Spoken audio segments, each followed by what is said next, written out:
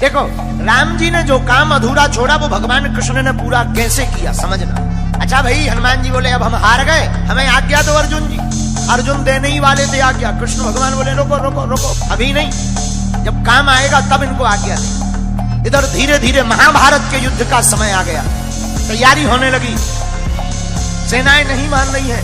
भगवान कृष्ण संधि प्रस्ताव लेकर के भी गए, लेकिन दुर्योधन नहीं माने।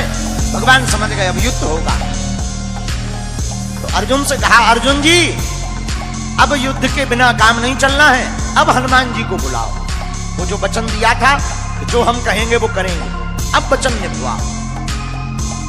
तो अर्जुन भगवान कृष्ण हनुमान जी के पास आए, कहा कि आपने जो शर्त हारी थी अब उसको पूरा करना है। हनुमान जी बोले आज्ञा करो। अर्जुन जी बोले सरकार बताओ क्या मांगना है।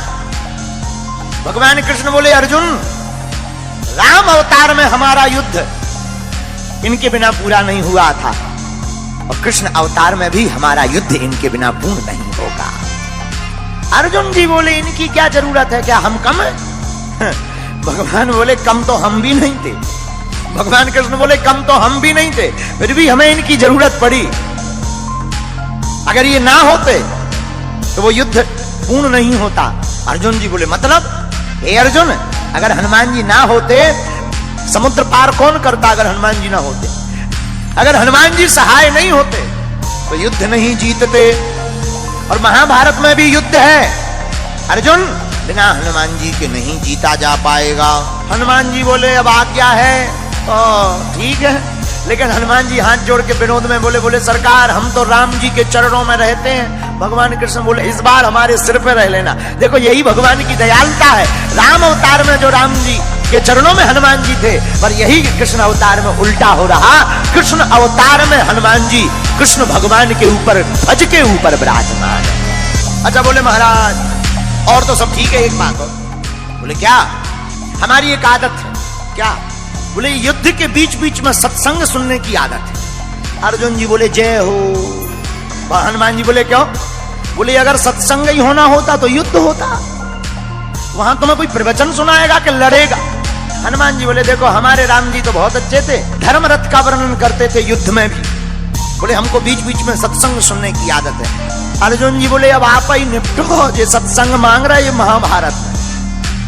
तो भगवान कृष्ण बोले कोई बात नहीं, आप हाँ बोलो, हम आपको सत्संग भी सुनाएंगे।